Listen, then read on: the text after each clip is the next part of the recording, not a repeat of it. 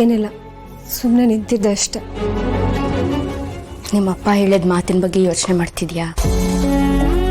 ಅವ್ರು ಯಾಕಂಗೆ ಹೇಳಿದ್ರು ಅಂತ ಕೇಳ್ಬೋದಾ?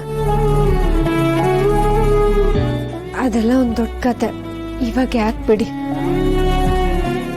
ನಮ್ಮಪ್ಪನ ಮಾತಿನ ಥರ ಅವ್ರ ಬದುಕು ಕೂಡ ಒಂದು ಒಗ್ಟಾಗೋಗಿದೆ.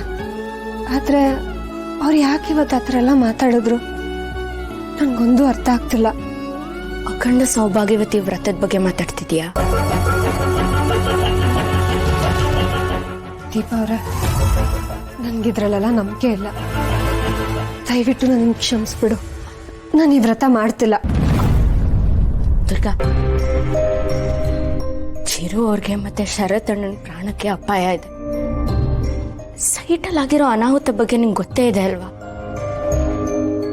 ನೋಡು, ನನ್ಗೆ ಗೊತ್ತು ನಿನ್ಗೆ ಈ ವ್ರತ ಪೂಜೆಗಳೆಲ್ಲ ನಂಬಿಕೆ ಇಲ್ಲ ಅಂತ. ಆದ್ರೆ ಕೆಲವು ಸಲ ಒಬ್ರಿಗೆ ಒಳ್ಳೇದಾಗತ್ತೆ ಅಂದ್ರೆ ನಾವು ನಂಬದೇ ಇರೋದನ್ನ ನಂಬಲೇಬೇಕಾಗತ್ತೆ. ಅಕಸ್ಮಾತ್ ಏನಾದ್ರೂ ಅಪಾಯ ಆಗ್ಬೇಕು ಆಗಿದ್ದಿದ್ರೆ ಈ ವ್ರತದಿಂದ ಅದ್ ನಿವಾರಣೆ ಆಗ್ಬೋದು. ಶರತ್ತನ ಸುರಕ್ಷಿತವಾಗಿರೋದು ನಿಂಗೆ ಮುಖ್ಯ ಅಲ್ವಾ?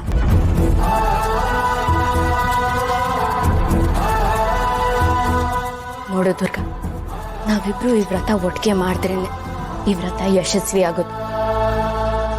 ದಯವಿಟ್ಟು ನಂಗೆ ಸಹಾಯ ಮಾಡು.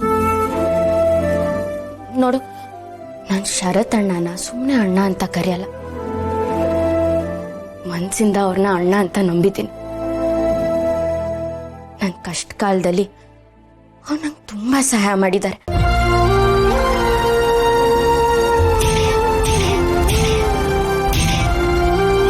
ಹತ್ತು ನಿಮಿಷದಲ್ಲಿ ನೀನು ಅಲ್ಲಿರ್ತೀಯ.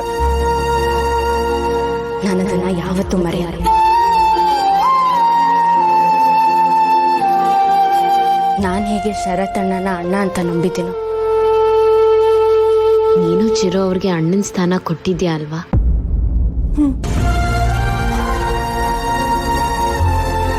ತುಂಬಾ ಯೋಚನೆ ಮಾಡ್ಬೇಡ. ನಾವಿಬ್ರು ಅಕ್ಕ ತಂಗಿಯಾಗಿ ನಮ್ ಗಂಡನ ಸುರಕ್ಷೆಗೋಸ್ಕರ ಈ ವ್ರತ ಮಾಡೋಣ. ಕೆಲವು ಸಲ ನಮ್ಗೆ ಇಷ್ಟ ಇಲ್ಲ ಅಂದ್ರೂ ಇನ್ನೊಬ್ರಿಗೋಸ್ಕರ ಸ್ವಲ್ಪ ಕೆಲಸನ ಮಾಡ್ಲೇಬೇಕಾಗತ್ತೆ. ಆದ್ರೆ ಈ ತರ ಕೆಲಸಗಳನ್ನ ನಾನು ತುಂಬಾ ಸಲ ಮಾಡ್ಬಿಟ್ಟಿದ್ದೀನಿ ದೀಪಾ. ಮತ್ತೆ ಇದು ಒಂದ್ ಅಂದ್ಕೋ. ನೋಡು, ಈ ವ್ರತ ಮಾಡೋದ್ರಿಂದ ನಾವೇನೋ ಕಳ್ಕೊಳ್ಳಲ್ಲ. ಕೊನೆ ಪಕ್ಷ ನಮ್ ಗಂಡಂದ್ರಿಗೆ ಇದರಿಂದ ಒಳ್ಳೇದಾಗತ್ತೆ ಅಂದ್ರೆ ಅದ್ರಲ್ಲಿ ಏನ್ ತಪ್ಪು? ಅಷ್ಟಕ್ಕೂ ಇದನ್ನ ಹೇಳಿದ್ದು ನಿಮ್ ತಂದೆ.